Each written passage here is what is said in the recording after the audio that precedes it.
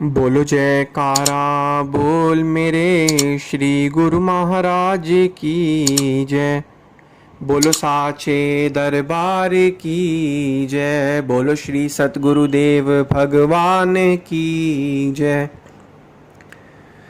सौभाग्यशाली गुरुमुख सज्जन मंडली, इसी प्रकार अपने मन एवं चित्त की समस्त वृत्तियों को एकाग्र रखते हुए अपना ध्यान सम्मुख विराजमान श्री श्री 108 श्री परमहंस महान विभूतियों की ओर लगाते हुए और अपनी मुख रसना को पवित्र करने हेतु एक बार ऊंची और मीठे स्वर में बोलिए जयकारा बोल मेरे श्री गुरु महाराज की जय। बोलो साचे दरबार की जय।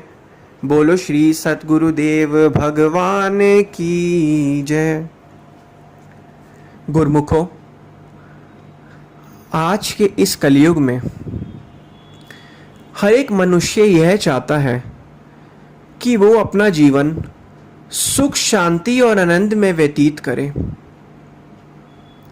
मगर जो उसका मन है वो उसको आराम से और सुख शांति से आनंद में जीवन व्यतीत करने ही नहीं देता। वो हमेशा उसे ख्यालों की श्रृंखला के अंदर फंसा कर रखता है, जिस कारण मनुष्य कलह कलेश कल्पना का शिकार हो चुका है।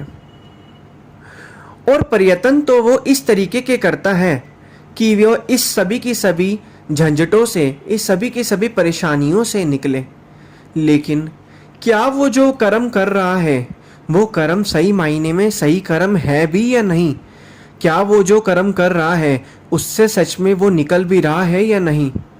जवाब में पता चलता है कि जितना वो इस दलदल से निकलने की कोशिश करता है उतना ही वो इस दलदल के अंदर और फंसता चला जाता है और अपने विचारों की श्रृंखलाओं के दबाव के नीचे पिसता चला जाता है और अपना ये जो जीवन, जो प्रभु ने ये जीवन आनंद में और शांति में व्यतीत करने के लिए दिया था, उसको दुख कलह कलेश कल्पना और चिंता में व्यतीत करता चला जाता है। और अंत समय में जब इस संसार को छोड़कर जाता है तो हमेशा परेशान ही रहता है और अंत में यही सोचता है कि मेरा जीवन तो ऐसे ही चला गया। गुरुमुखों, अब इस मुश्किल और परेशानी का पता होने के बावजूद भी अब हम यही चाहते हैं, हर एक गुरुमुख यही चाहता है, हर एक इंसान, हर एक मनुष्य यही चाहता है कि मुझे सुख शांति और आनंद व्यतीत हो। लेकिन वो आनंद असली में सच्ची चीज है कहाँ पर? उसे वो उस चीज का आभास ही नहीं है। वो आनंद कहाँ पर है? वो आनंद इंसान को भगवान के चरणों में जाकर ही मिलता है। जब भगवान ने मनुष्य की संरचना करी थी, 84 लाख योनियों में मनुष्य को सर्वश्रेष्ठ योनि क्यों कहा गया है?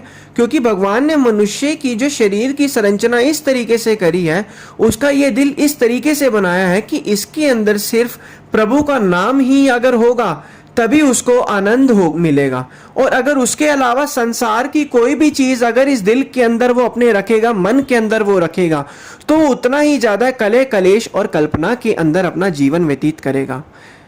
सज्जनों, आप खुद ही अंदाजा लगा सकते हो, जब हम अपने इस मन के अंदर धन दौलत परिवार मकान जायदाद के ख्याल को फंसाते हैं, हम उतना ही उतना परेशान और अशांत महसूस करते हैं। और जब हम अपने इस मन के अंदर प्रभु नाम का आराधन और सुमिरन करते हैं, हम अपने मन को हल्का व्यतीत करते हैं, मन शांत होता है। गुरुमुखों, हमेशा एक चीज याद रखिए, हमारे मनुष्य के दिमाग के अंदर, जैसा कि हमने पिछले सत्संग में भी यही सुना था कि मनुष्य के दिमाग के अंदर मन दो तरीके के होते हैं, एक अवचेतन और एक चेतन मन। अवचेतन मन का 95% जो कंट्रोल हमारे जो है शरीर पर होता है, हमारे शरीर पर अवचेतन मन का कंट्रोल होता है। और गुरुमुखों, हमें अब करना क्या है? हमें सब कुछ चीज़ें जो हमें इतनी गहराई में आज तक नहीं समझ आई है, हमें अपने अवचेतन मन पर रोज काम करना है।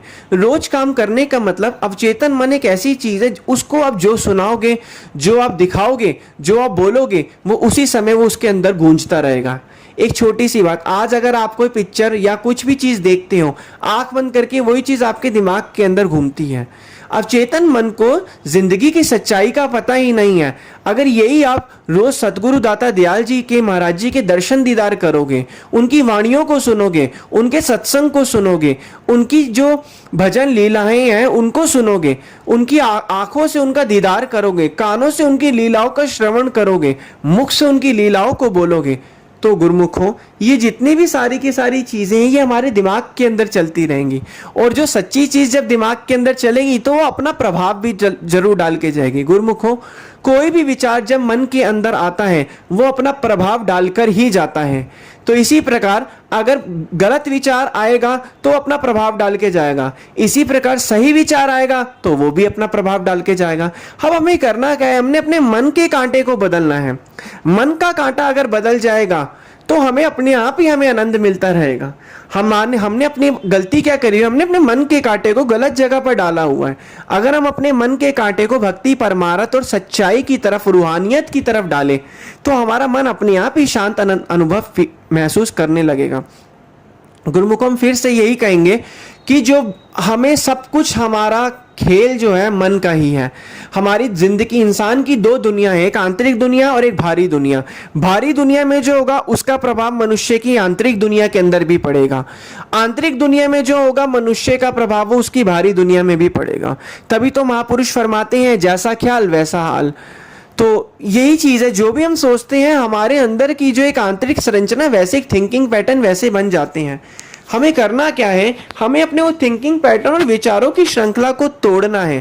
तोड़ने का मतलब ये नहीं है कि उसको सोच सोच के तोड़ना है। जितना गुरुमुखों हम उस किसी भी ख्याल से जो आज आपको परेशान कर रहा है, जो भी ख्याल आपको आज परेशान कर रहा है, आप उस ख्याल से निकलना चाहते हैं, निकलने के चक्कर में आप उससे और जुड़ जाते हैं। एक छोटा सा उदाहरण, आज आपको एक ख्याल परेशान कर रहा है, आप सोच रहे हैं मुझे इस ख्याल से निकलना है, आप ना चाहते हुए भी उस ख्याल से जुड़ते जा रहे हैं। जितना आप उस ख्याल से जुड़ रहे हैं, आप उस ख्याल को, उसको, विचार को ताकत दे रहे हैं। हमेशा गुरुमुखों याद रखिएगा, ख्यालों और विचारों में कोई ताकत नहीं होती है। हम अगर उन्हें सोचेंगे तो हम ही उन्हें ताकत देंगे, उनमें कोई अपनी कोई ताकत नहीं होती है। आप खुद ही अनुभव करिएगा, जब ख्याल उठेगा और थोड़ी देर बाद वो आपका फिर से डाउन हो जाएगा, फिर ख्याल उठेगा, फिर वो डाउन हो जाएगा।